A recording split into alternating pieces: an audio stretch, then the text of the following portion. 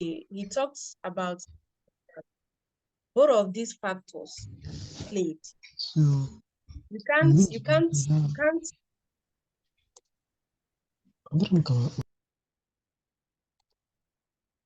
you really can't talk about one and leave out the other, because wherever one is found, the other is always nearby. When he was saying that in 1968, when Bill Gates was in high school, there were about 303 million people, 303 million high school aged people around the world. In that 303 million people, about 80 million of them lived in the United States. In that 18 million, about 270,000 of them lived in Washington. And then like about 100,000 of them lived in the Soto area. And then about 300 of them only attended the Lakeside School. So for this population,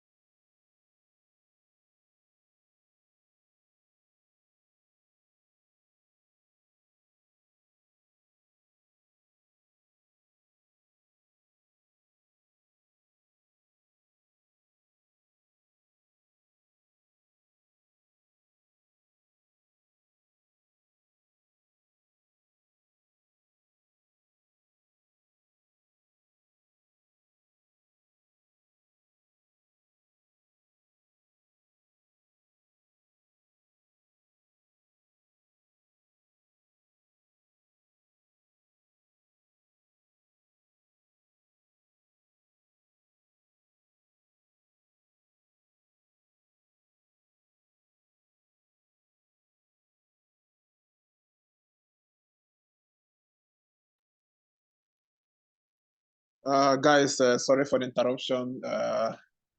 It's obvious network is not so good at that one side.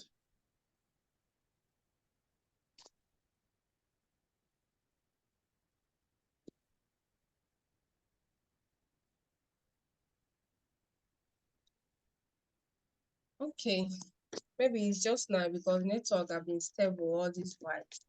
So I really can't tell what the main issue is. Now I've been, switching between networks to see which one is stable. Okay. And then you go to a part where he talked about discipline.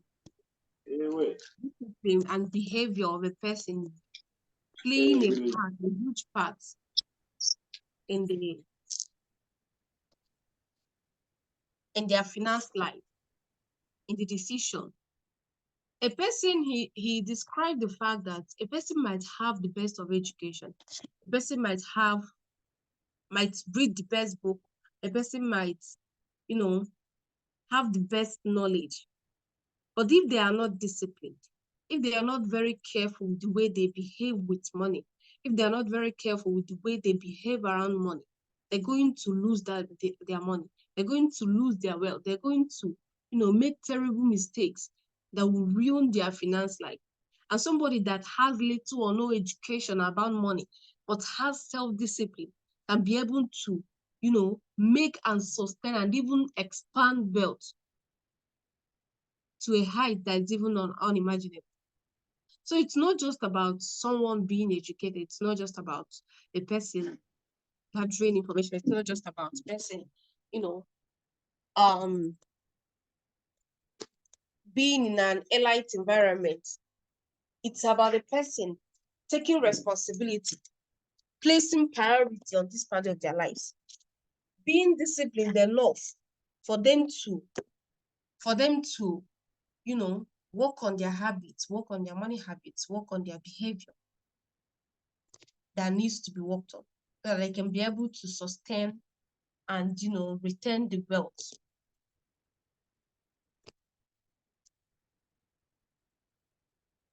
He also went on to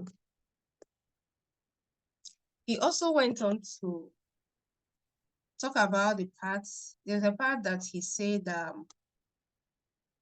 that never enough.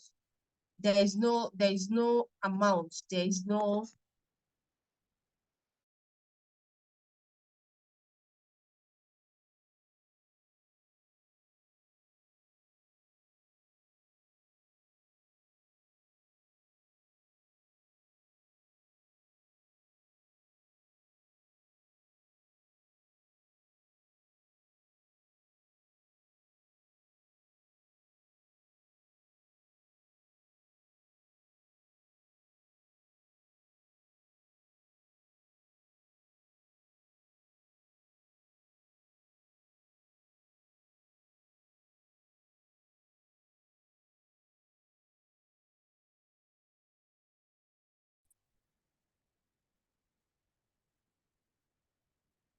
and because the human mind is insatiable. When a person gets to a certain financial level, when a person gets wealth to a certain level, when a person gets a certain amount of, they will keep looking for more. They will keep searching for more. They will always see someone that has more money than them. They will always see someone that has more fame. They will always see someone that has more for them. So the subject of, being satisfied with what you have, being satisfied with the level where you are, being satisfied with the amount of wealth that you have, that you can be able to manage, is it's just a delicate topic, because there will always be a search for more. And that height, it can never be reached. It's just an illusion. It can never be reached. There is no level, there is no amount that anyone can get to. Even the richest, even the wealthiest, they are still seeking for more. So it's left for a person define to define enough for themselves. But then there is a little catch between between not being satisfied with what you have, and you know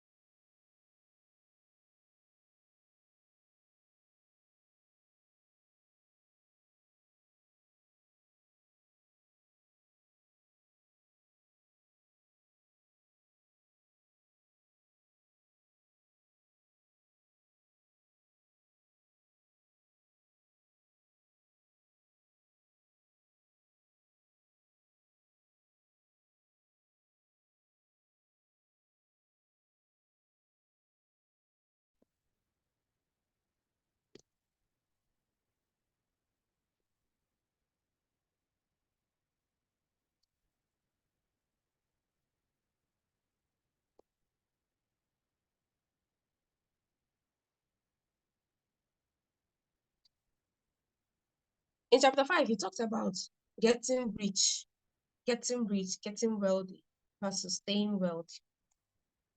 And then he explained that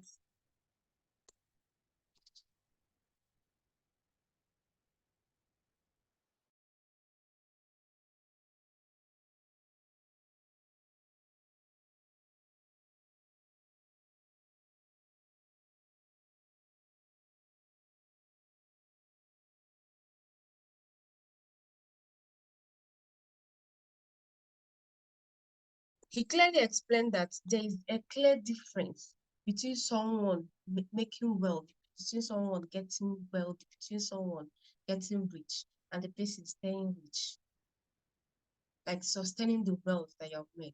He went on to share a few stories in that chapter about a few persons that made wealth, and then in just a matter of months, they lost everything. Maybe we can call it carelessness, maybe we can call it, you know, you can just say that life happened. But then there is a very difference, there is a clear difference between someone being wealthy and the person sustaining wealth. If a person makes money and they do not have the skills to sustain that money. They do not have the skills. They have not built the habits that will help them to sustain that money. And not only sustaining the money, but also to expand it. Obviously, that money, that wealth, that riches, we just die in their hands.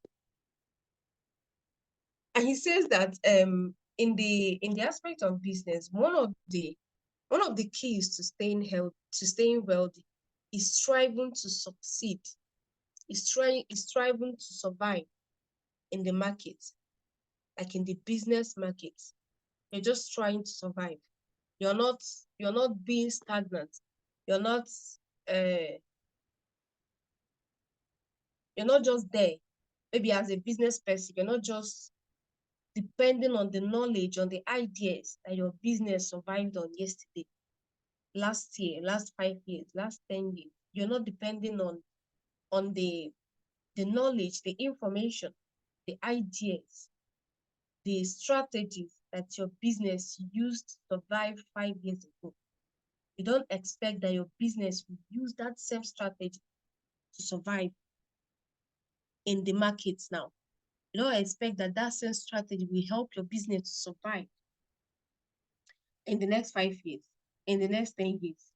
There is always a change. And it is now your responsibility to be innovative and to be able to adapt to those changes, to be able to adapt to those trends. If not, the business will just go obsolete. The business will just die off because it lacks innovation to stay true to the present trend, to the present information. Because there are some things that you might know yesterday. There are some knowledge that you must have gathered yesterday. By maybe today or by tomorrow, that information, that knowledge is no longer relevant.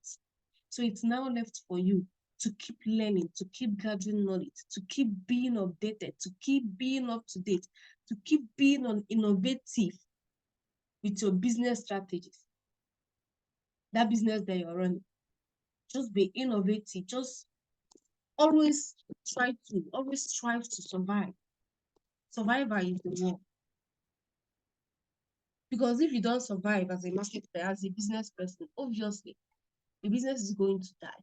If you're depending on the information that saved your business in the last 5 years to continue saving that business, obviously the business is going to die off in no time. So there are certain skills that you as a business person, you as an individual, you as an entrepreneur, you need to get. You need to arm yourself with. You need to arm your business with. So you can always stay true. So you can always stay updated. So you can live. So you can survive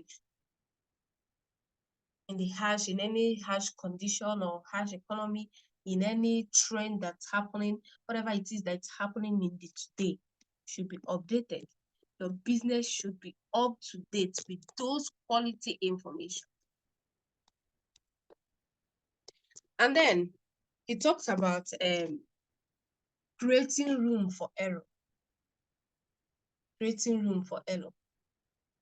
And as much as the explanation was given there was that as much as we are always optimistic, as much as we always believe that our plan is going to work, as much as we always believe that we've done something that needs to be done, as much as we always believe that, okay, we've done our best, we're going to get the needed results in this area, in this business, you should always give room for error. What if it didn't go as planned? What if this business experiences a loss? What if there are changes? What if, like, so many what ifs? Just give room for error. Plan on your plan. Because if your plan is just what you have, you don't have any backup plan, you don't have any plan in case your plan fails. What if that plan fails?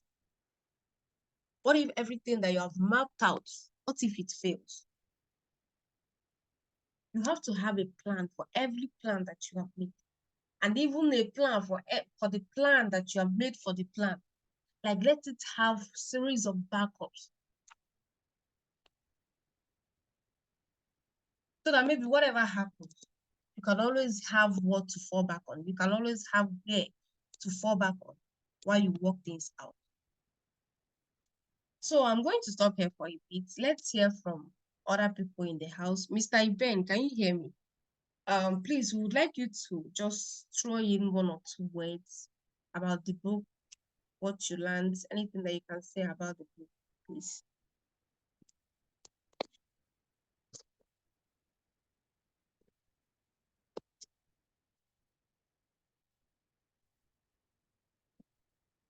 You can unmute your mic and then share with us any chapter that stood out for you, what you learned, any of the places that Hello. that you gained something. Okay.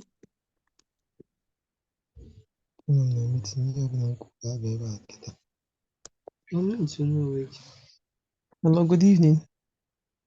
Good evening.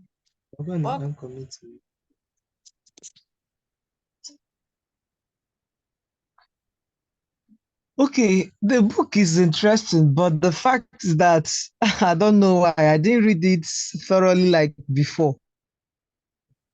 But I learned lessons there though. That risk is part of life, and it doesn't really what we think is a risk to you. We define risk by what we call risk.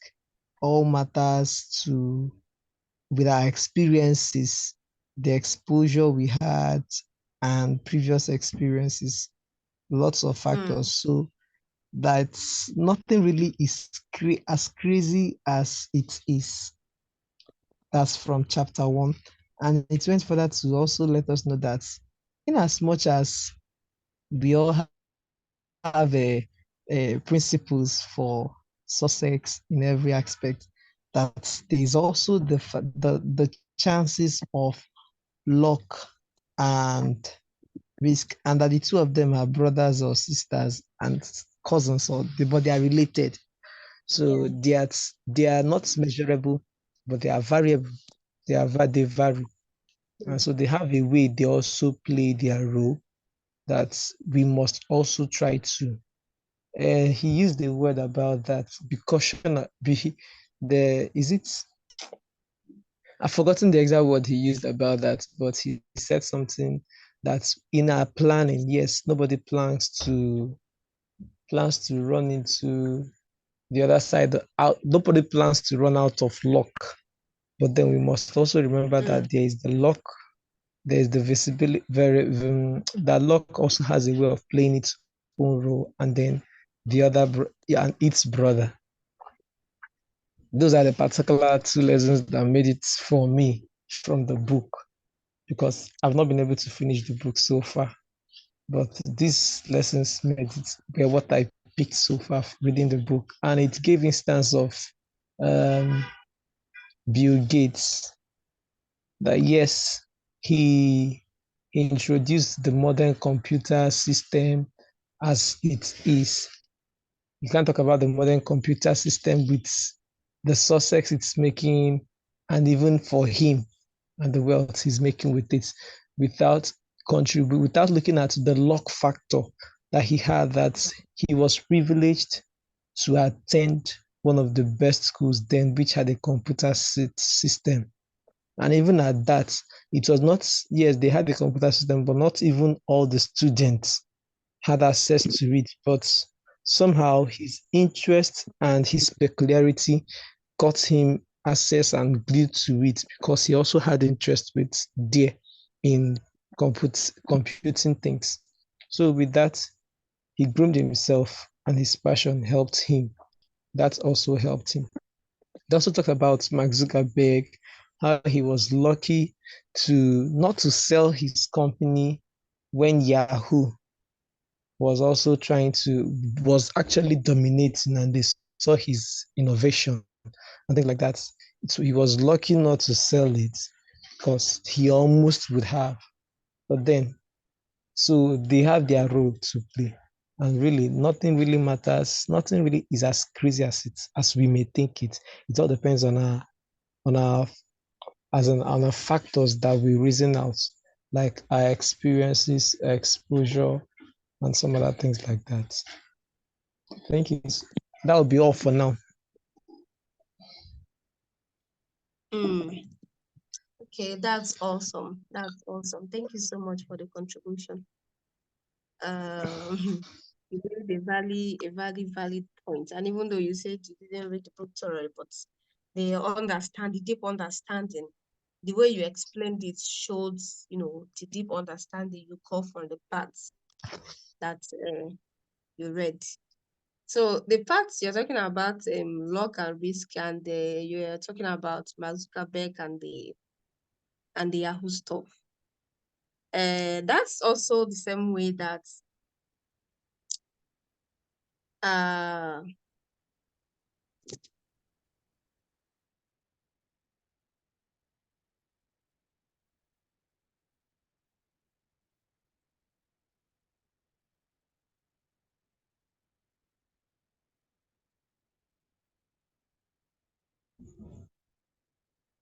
Are you still there?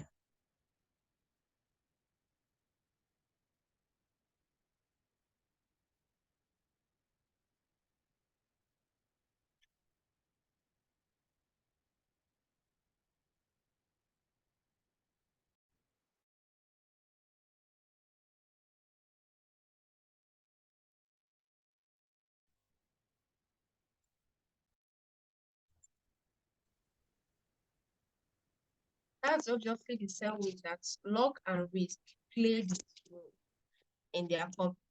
Another part that stood out for me was in chapter 7, when he was talking about freedom.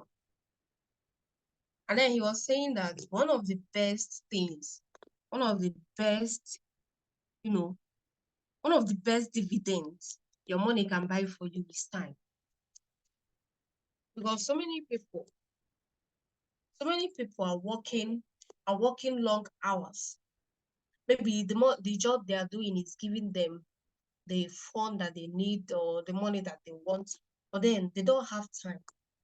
They don't even have time for themselves. They don't even have time for their children. And there was a part that he talked about where an interview was conducted on elderly people, and most of them are saying that one of their biggest regrets was not spending time with their family.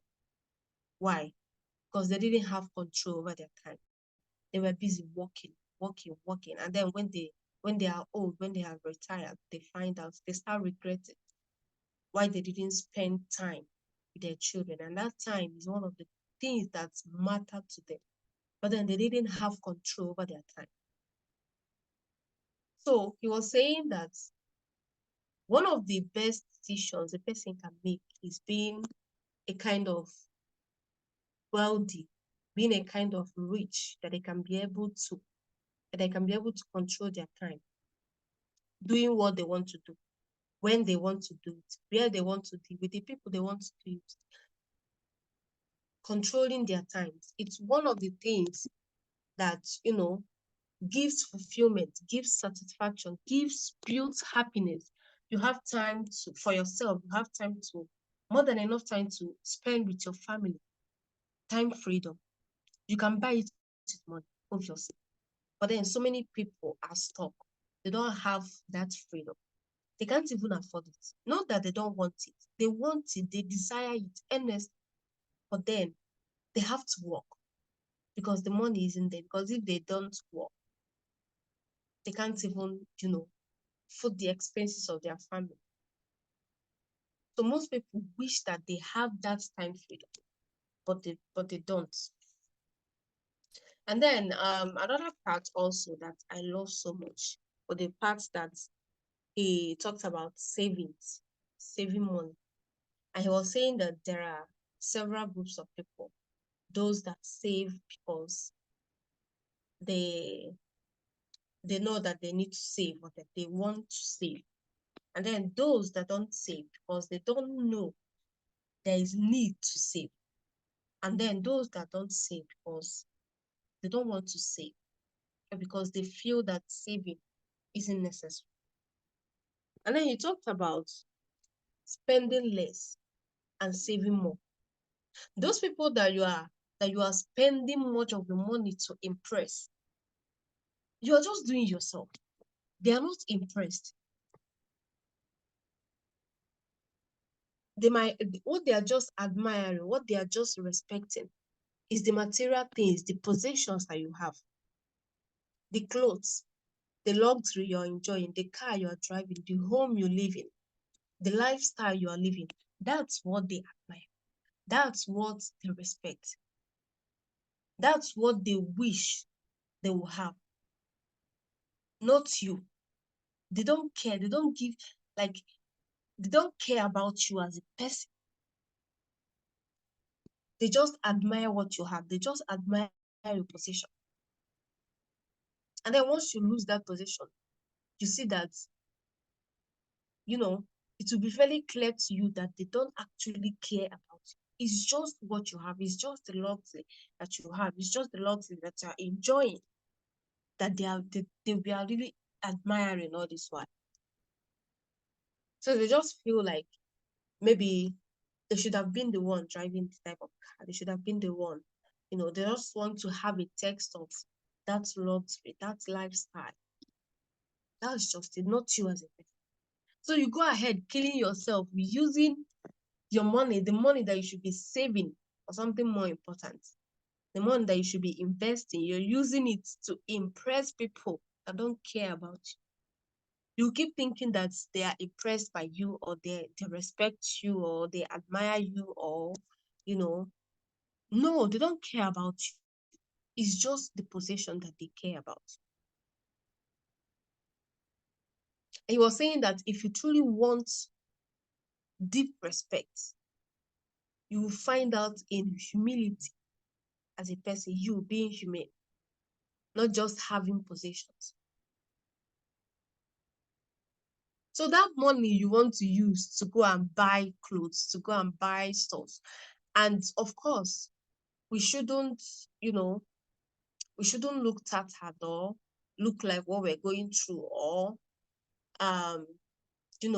look anyhow. Of course, you should always appear neat and, look good. But then you shouldn't lose eye. You shouldn't miss out on the focus. You shouldn't lose out on what is the main priority. Maybe the money that's, if you have made the best decision, you should have invested it or used it for something or used it for a business or invested it more. But because you want to impress someone, you went and used the money for maybe clothing or maybe car or maybe, to buy stuffs, to buy other things just to impress. If that is your only goal, then you have missed it. If your goal is to impress people, if your goal is to, to gain their respect by how much you spend or by the clothes you wear or by what you have, then you have missed out on the big picture. So these are the parts. Every part in the book was just mind elevating. They were just a great read. Like he wasn't mincing word. He wasn't trying to, impress you. He wasn't trying to, he was just straight to the point, just saying the truth as it is. Just sharing the raw information, just sharing the raw knowledge as it is. So every part of the book was just beautiful to me. But these parts are the parts that stood out for me more. So we're going to talk about the movie. The movie, Sisu. It was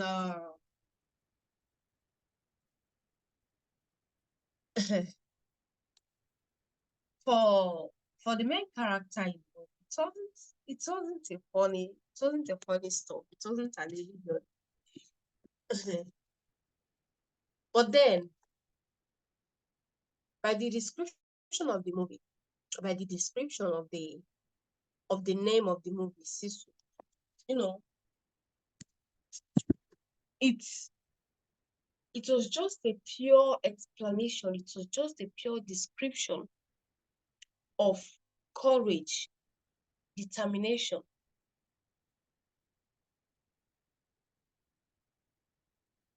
While I was watching the movie, like I keep imagining the level of pain he was going through. This is the story of a man that, after he got a treasure, a fortune, let's call it that. Let's call it a fortune or a treasure. Like, with pain, with agony, he got a fortune. With pain, with so much pain and struggle, he got a fortune, a treasure. And then while on his way back, let's just call them adversaries. They found out what he had. And then they went after him to collect his precious stones, to collect his fortune, to collect to collect something that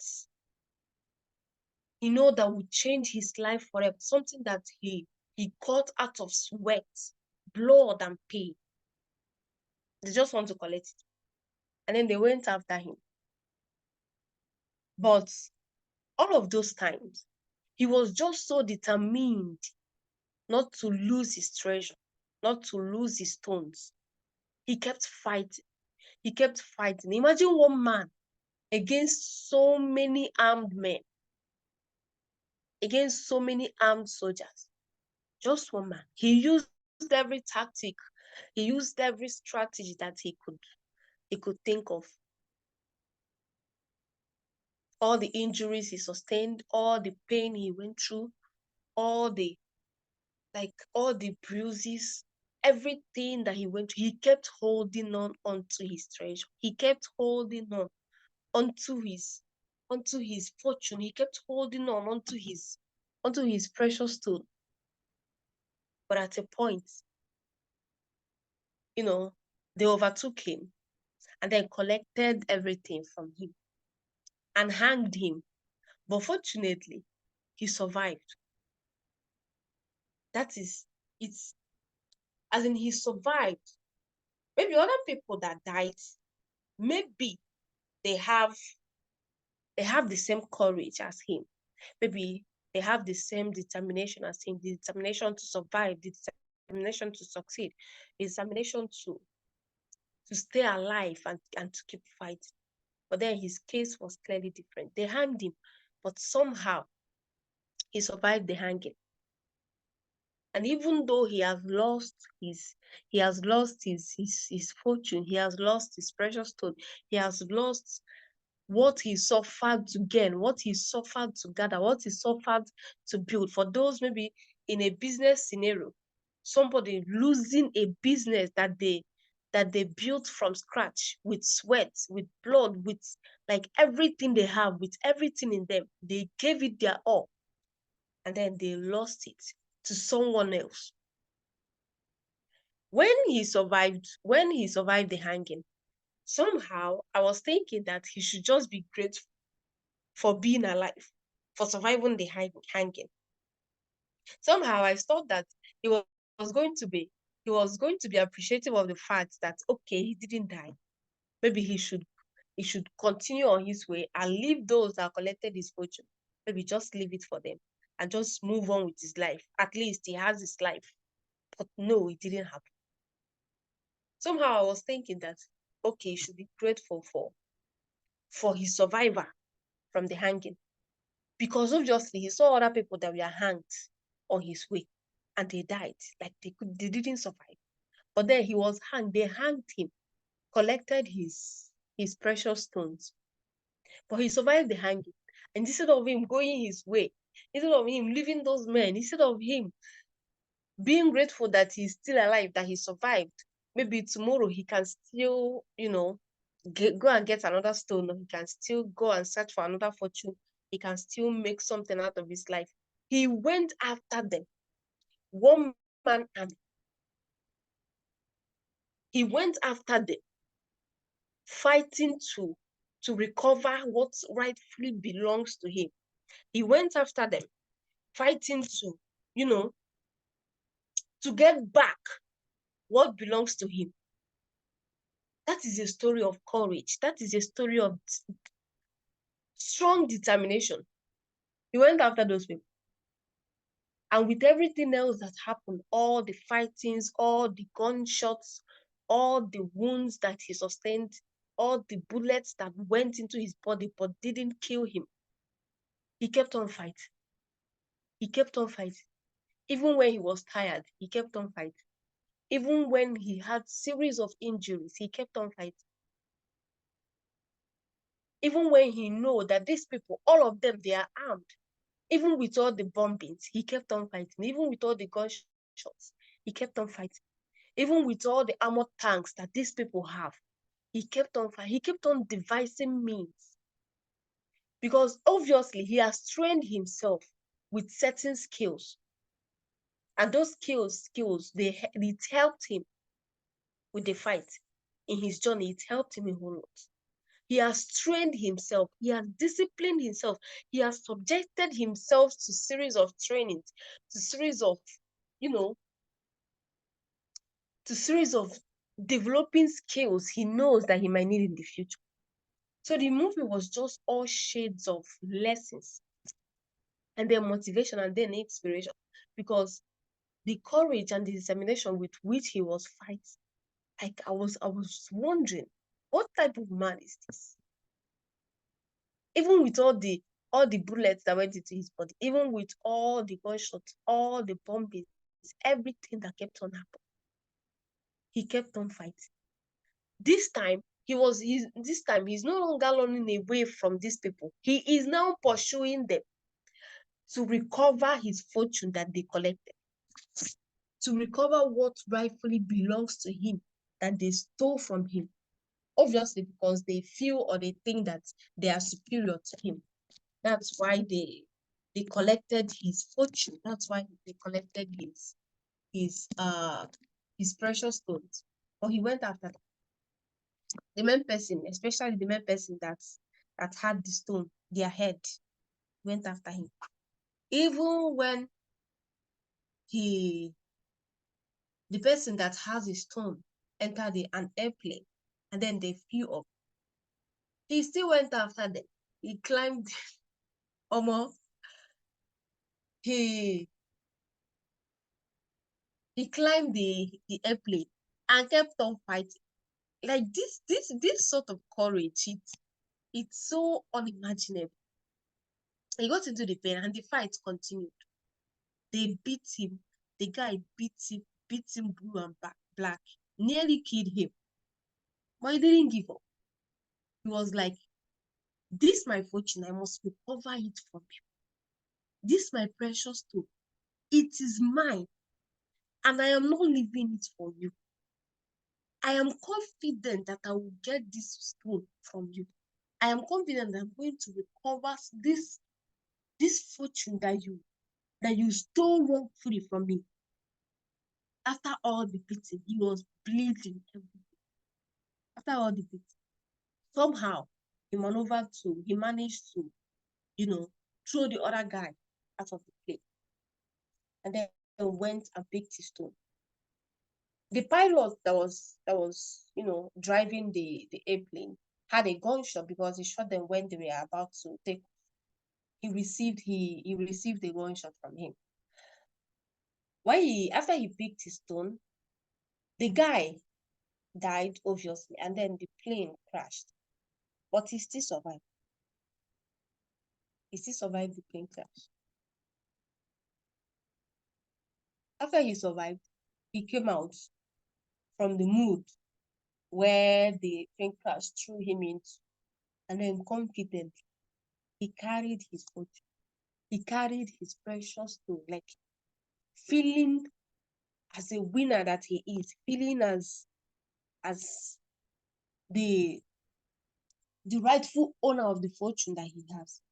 Because the stones, they are really a fortune. He carried them to the bank. And you can just imagine that his life has been turned around just because of these stones. Because when those stones, when they will be exchanged, we will know the amount of money they were talking about.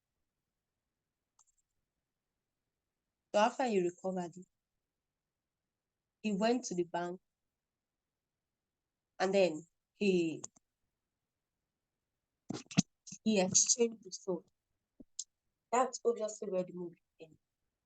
But then this courage is just so magnificent. It's just so powerful. It's just so beautiful. This courage, this determination to not give up, this determination to not, to not settle for less, this determination to not accept defeat. He could have just moved on with his life, but he said, no, this is my fortune. I must recover it. And he did. He just set his mind on this thing. He just set his mind on something. He just set his mind on his fortune, on his stones, on this thing. It could be a business that someone is running to, and the person has so much faith, so much confidence in this idea. When they experience maybe temporary defeat, or when they experience failure, or when they experience frictions or breaches in the business, they can always, some people, majority of persons, they give up, they leave out the business. But some people stay put. Some people stay determined. Some people kept on fighting. Even with all the bruises, even with all the pressure that might come with the failure, they keep on fighting. And at the end, more often than not, they come out very successful.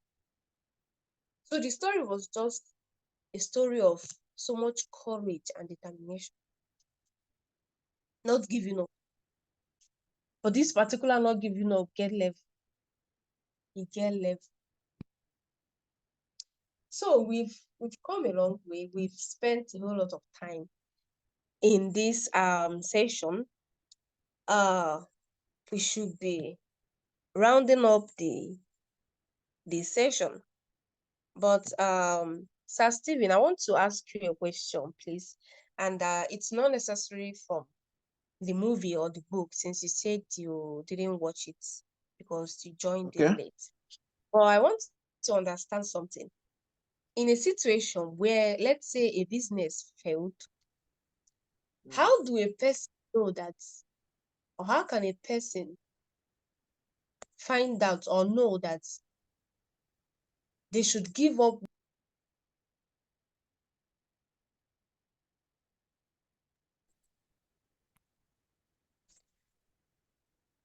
Okay.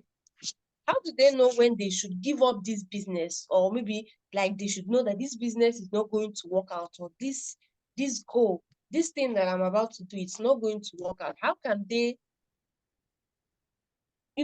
how can they draw the line between failure, something failing, and then them knowing if it is a temporary defeat? Like, how can they determine if they should continue, if they should not give up, if they should continue, fighting for what they believe in, or fighting for what they think is going to work out? How can they draw the line?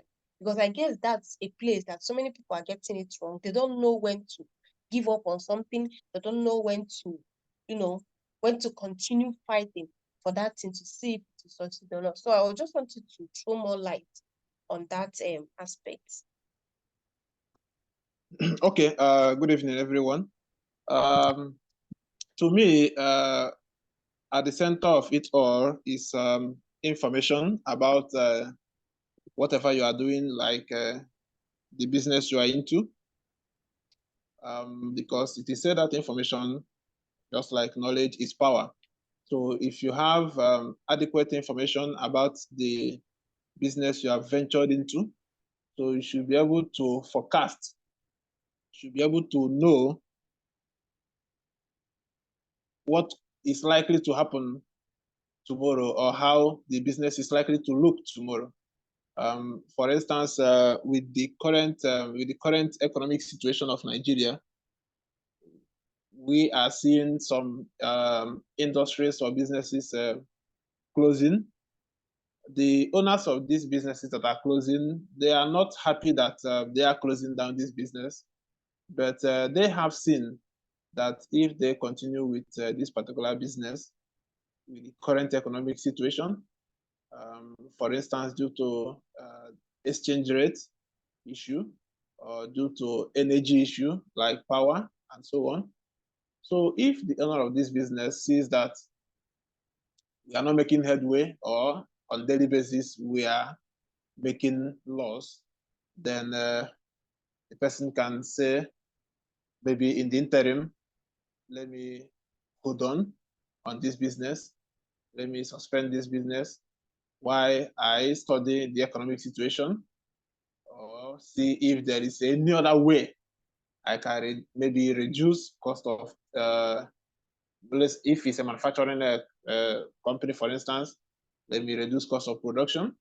If it is a business, for instance, maybe you're into buying and selling, you can also look at how to reduce your total cost, your total cost, maybe in terms of transportation, maybe where you are buying your material from. If it is too far, you can consider like if there is a closer place you can buy from. A lot of things, because a lot of things are involved in business when someone is calculating the actual cost and his profit and all that. So to me, that is one area. That is one area that people look at before deciding whether to stop this particular business or not. Oh, wow. Awesome. That's a great answer. Thank you so much. We appreciate.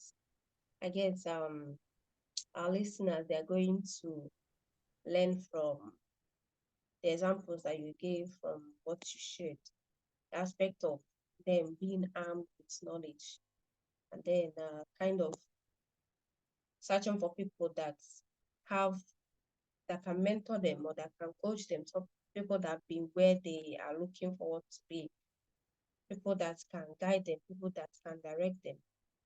They shouldn't be, blinded by just be walking through blind. So that information, it's very, very important. Thank you so much. I appreciate you. So at this point, we're going to call it a night. Thank you to everyone that joined. Mr. Chiedozie, I don't know if you have anything to say to us. Just briefly before we close up. Okay, thank you. It's been an amazing time out this evening, and I'm excited at the conversation so far. I've been on the background and I've been listening right from the book and the movie. I just want to encourage us to act on what we have read and what we have watched. If you watch the movie, you'll see that it's a story of tenacity. As a young business person, you just have to know that you have signed up for trouble, you've signed up for problem, you've signed up for a lot of things if you are going to be an entrepreneur. In fact, everything about life is risky, all right? But as a business person, as an entrepreneur, especially a growing one, you've signed up for a lot of things. And it's going to be a lot to test your commitment. If you are not committed to that cause, you are going to fall off by the side. Troubles will come. Competitors will come. They'll come with armored car. They'll come with plenty money. They'll come with a lot of concept. They'll come with a lot to be able to steal away that gold, that idea, that business from you, to sniff it to death. You have issue with funding. You have issue with people trying to steal your ideas. You have issue with staffing. You have issue with environment. You might have issue with government. You might have issue with all the stakeholders in your business, but you must be resolute. You must be ready at every time to go through it and win through it. The movie shows a lot. Sometimes those experiences will help you in the next thing that you are doing. I begin to, after watching the movie, I began to ask myself questions that these things that I might be going through now, these little things I'm working on, it seems as if it's not working. It might be an opportunity for me to get experience to solve problems of multi-million dollar, what multi-million dollar in the future. But I'm just trying to do it now, and it seems it's not working, but I'm getting the experience. All right. So even when the man in the movie, at the point he was hanged, but it was the injury that he had sustained during the fight that helped him pull off himself from that. And then he continued. The fact still remains that you will not die in the process. So give it all your best. Keep at it. Get committed at it. Give it years, and it will materialize. Thank you so much. It's been an awesome time, and I am sincerely grateful for you guys. And I'm sure that hundreds of people will come across this video and this review in the shortest period of time, especially on our Facebook platform and on our YouTube platform. Thank you, Madam Cynthia. Thank you for holding this meeting, and I sincerely enjoyed it. Thank you so much, sir. We appreciate you. Thank you for making it possible for us to, gather this amazing family every time to learn, to unlearn, to equip ourselves for the global space, for the multi-million businesses that we're going to handle. Thank you. We really do appreciate it. And thank you, Mr. Stephen, for staying true till this time. We appreciate you. And to everyone that's listening or that will watch the replay of this session, just like Mr. Chedozi said, we should not be more invested in learning, in reading books, in watching the movies. We should go ahead to implement. That is where the results you are seeking lies in. Go ahead and implement. Do what needs to be done. All right. Thank you so much. Thank you, everyone. We really do appreciate. At this point, we'll have to call it a night. Happy New Month in advance. Good night. All right. Thank you very much.